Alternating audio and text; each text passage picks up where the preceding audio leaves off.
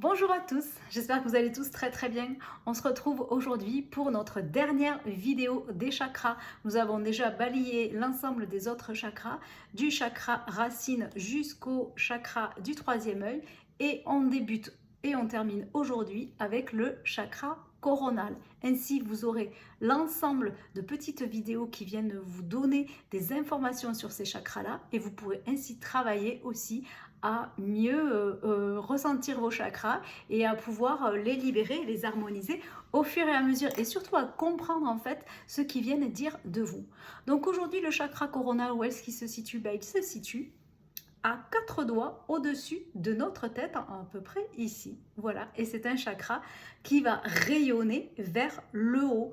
C'est un chakra qui est souvent représenté par la couleur violette, et c'est un chakra, voilà, je vais juste prendre voilà, la petite représentation qui est ici, voilà, juste au-dessus, voilà, donc souvent représenté par la couleur violette ou la couleur blanche, voilà. Et en termes de pierre, souvent on va y associer, en termes de couleur violette, la pierre d'améthyste. Voilà. Qu'est-ce qu'il représente ce chakra en termes de préfiguration? C'est le centre de l'unicité et de la fusion avec le divin. C'est un chakra qui va permettre la transmutation pour nous aider à être dans notre réalisation de notre âme.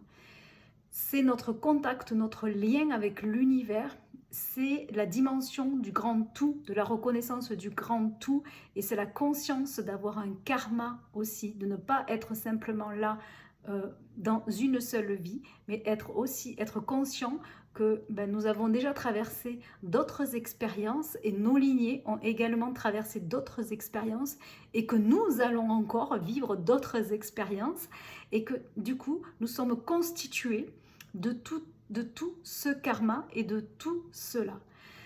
Ce qu'il veut dire de moi dans ma situation, ce chakra, quand il est harmonisé, c'est je comprends, je prends conscience de ma spiritualité et de mon ouverture, je me respecte, je respecte les autres, je respecte la nature, je respecte ce grand tout qu'est l'univers, et je respecte toutes les énergies qui composent ce grand tout. Je sais, je suis, je lâche prise, parce que je suis cet être éveillé, conscient de tout ce qui de moi et de tout ce qui se passe autour de moi, de tout ce qui se passe en moi et de tout ce que je peux aussi générer autour de moi. C'est un chakra également, quand il est bien harmonisé, qui permet d'avoir un esprit très ouvert, sans jugement, et qui est souvent, comment dire, un point fort pour la capacité d'enseigner, en fait, de transmettre. Alors pas simplement d'être professeur, hein, mais d'enseigner la vie, en fait, d'être ce sage, entre guillemets, voilà, qu'on peut être en ayant compris les leçons de l'expérience, mais en les ayant compris intellectuellement, mais aussi intégrés émotionnellement. Et donc on peut aussi, donc c'est dans ce sens-là qu'on est un enseignant, un maître spirituel, pour pouvoir également accompagner. Quand ce chakra il est bien harmonisé, je suis aussi libérée de mes conditionnements, je suis libérée de mes croyances limitantes.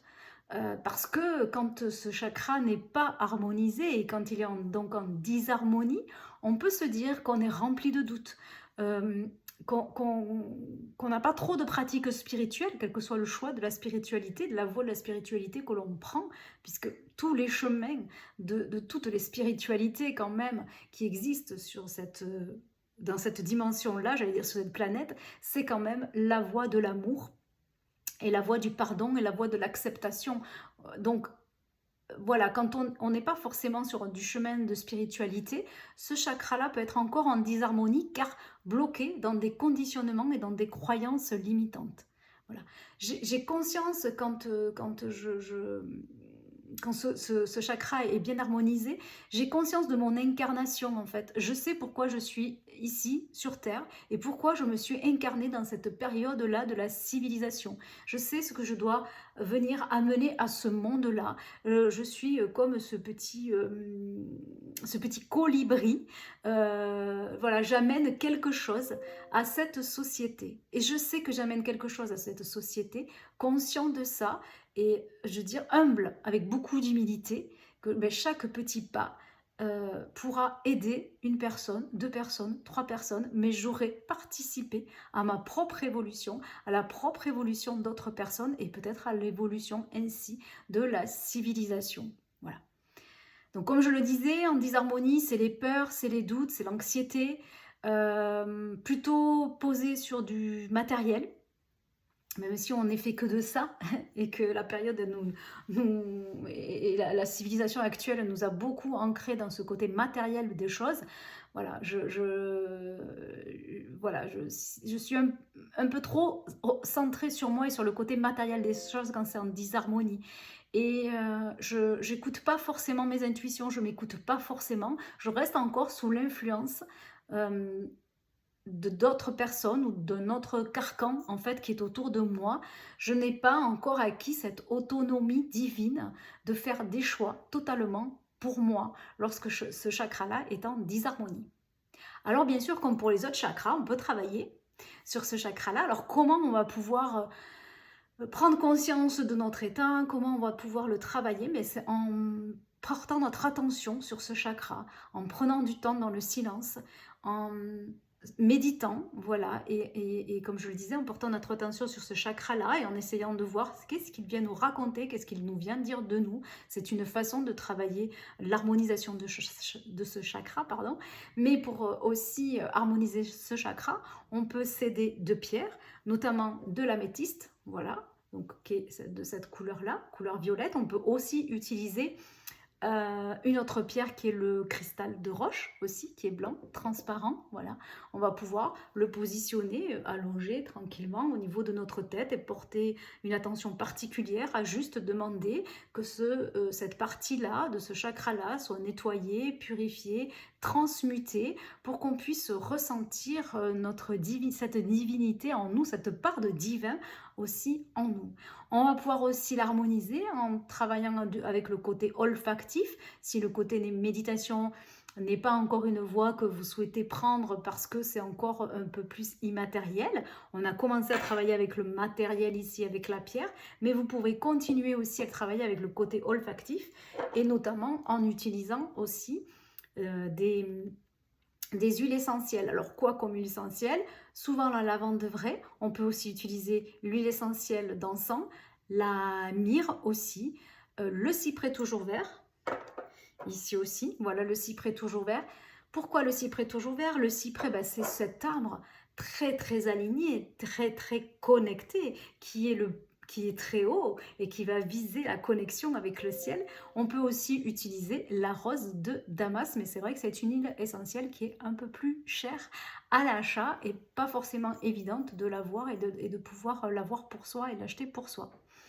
Voilà, donc j'espère que vous pouvez aussi utiliser le bol tibétain, un bol en cristal, du son en fait aussi pour venir harmoniser ce chakra.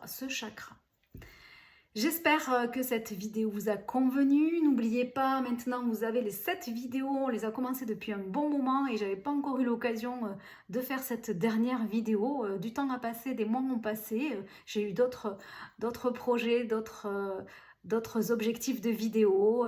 Il y a eu l'auto-édition de mon oracle et il y a eu le souhait aussi de faire des guidances tous les 15 jours sur la chaîne YouTube de notre association Reiki Tao. Donc voilà, on termine avec cette vidéo du chakra coronal. Je vous invite du coup à les regarder, à travailler au fur et à mesure là-dessus. Et puis n'hésitez pas à prendre contact avec l'association si vous avez envie de vous former, de vous initier à toute cette pratique de développement personnel que permet l'énergétique. Voilà, je vous dis à très très bientôt. Je vous souhaite une très très belle journée. Bye bye les amis.